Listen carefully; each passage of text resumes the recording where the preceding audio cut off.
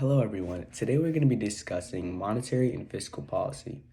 Monetary and fiscal policy are both a means of either increasing or decreasing the money supply within the U.S. economy. However, the way that they do so and the people that control them are completely different. The monetary policy in the United States economy is controlled by the Federal Reserve, which is the central bank of the economy. And fiscal policy is controlled by the government. Let's move on to the three different tools each policy entails. The three tools of the Fed are reserve ratio, discount rate, and OMOs, open market operations. The reserve ratio is how much money central banks have to hold in liquid assets. The discount rate is the rate at which banks can borrow money from the central bank. And open market operations are either buying or selling bonds. Let's now discuss how these tools are used in expansionary monetary policy and how the graphs change in accordance with them. Firstly, the Fed looks to decrease the reserve ratio to allow banks to loan more, thereby stimulating the economy. Secondly, a lower discount rate would allow banks to get more money from the central bank at an overall lower rate. And lastly, the most common action taken by the Fed to increase the money supply is buying bonds. And by doing so, the Fed allows more money to be put into the economy, and its effect increases via the money multiplier.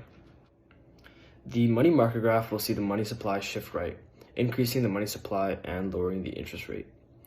The aggregate demand, aggregate supply graph will see the AD shift right, increasing the price level, but also increasing the real GDP.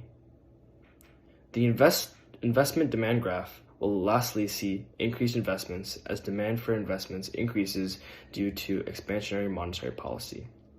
The effect of this monetary policy would be a decrease in cyclical unemployment, but also an increase in inflation due to the injection of cash into the economy. Some strengths that accompany expansionary monetary policy include it helps the economy get out of a recession or prevents the economy from falling into a deeper one. In addition to this, if unemployment decreases, there's an increased confidence in the government and public relations are strengthened. However, there are also some weaknesses that come along with expansionary monetary policy. These include the policy being implemented in the wrong time frame or it's not implemented quick enough. For example, sometimes the government enacts expansionary monetary policy during a time period of inflation, which can have many catastrophic negative effects. There's the chance that it could cause too much inflation, and there is not a perfect guarantee that it will increase demand and investment spending because it is ultimately up to the consumers. Moving on to the use of the three tools in a contractionary monetary policy. Well, first of all, this policy is best used during an inflationary period as it is more efficient. The three tools used in said policy are open market operations, reserve ratio, and discount rate. Firstly, the Fed can sell bonds to decrease the money supply within the economy, which in turn increases the interest rates and decreases the investments. Secondly, the Fed can increase the discount rate so that banks are not able to borrow as much money from the Fed. This means that banks will not be able to loan out as much money to the consumers and less consumption will occur. Lastly, the Fed can increase the reserve ratio for banks so that banks will have less excess reserves and will loan out less money to the consumers. Moving on to the graphs and their effects, the money market graph will see the money supply shift to the left, which means that the money supply will decrease and the interest rates will increase. The investment demand curve will shift to the left to show the decrease of investments, and the aggregate graph will shift to left so that the price level decreases but the real GDP does as well. And lastly, the inflation will drop while the unemployment increases in a contractionary monetary policy. Contractionary monetary policy offers strengths in curbing inflation, steering the economy from an inflationary gap, and preserving purchasing power. It aims to achieve equilibrium output and prevent economic overheating. However, weaknesses include potential economic slowdown, stagnant wages, rising unemployment, restricted credit due to increased interest rates, and the risk of implementation at an inopportune time, which could exacerbate economic challenges. Careful timing and consideration are essential to mitigate these risks. Let's move on to fiscal policy. The government has three tools they can implement to either expand or contract the economy. First is government spending.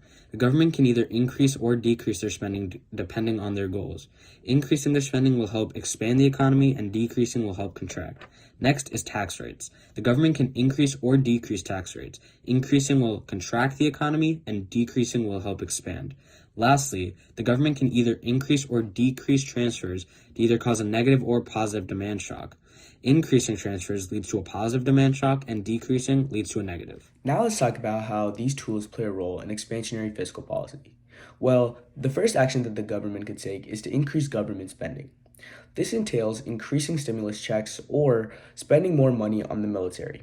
The second action that the government could take is to decrease taxes. This would allow consumers to have more money for consumption and investment. In addition to this, the extra money's effect would be magnified due to the existence of the money multiplier. Lastly, the government could increase transfers. This could possibly be increasing Social Security and unemployment insurance benefits. Let's visualize all of these changes on the loanable fund and aggregate demand graphs. For starters, on the loanable funds graph, the demand for loanable funds would shift right because consumption is increasing, which means people would want more loans. In addition to this, the aggregate demand graph, demand would shift to the right due to an increase in government spending, which is a part of the total output or real GDP equation. In the grand scheme of things, inflation would thereby increase and unemployment would decrease. Expansionary fiscal policy has both its strengths and weaknesses. Its strengths include helping the economy get out of a recession or stop it from falling into a deeper one, decreasing overall unemployment, a higher confidence in the government itself, and an increase in job creation.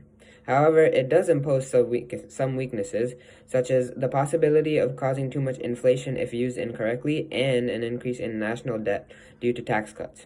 The government must stay precise and weigh all the pros and cons to be able to use this policy most efficiently. To decrease the money supply, the government will reduce spending in a multitude of ways. The government will also decrease taxes so people have less money for consumption and less disposable income. Lastly, by decreasing transfers, unemployment can be increased and a negative demand shock will ensue. In the aggregate model, you can see the aggregate demand shift right, meaning real GDP and price levels will both decrease. In the loanable funds market graph, you can see demand shift left, meaning the quantity of funds and the nominal interest rate both decrease. The overall effect on inflation and unemployment is a higher unemployment rate accompanied by lower inflation. Contractionary fiscal policies are accompanied by strengths and weaknesses. Strengths include that it could help the economy slow down inflation and stop the economy from going further into it. Prices also become more stable and much more affordable for consumers. Lastly, these policies help the economy reach its desired equilibrium output efficiently. On the other hand, these policies do include some weaknesses. When these policies are implemented, unemployment increases and productivity plus output decreases. Because of this decrease in productivity and output, the real GDP also decreases, which ultimately hinders the economic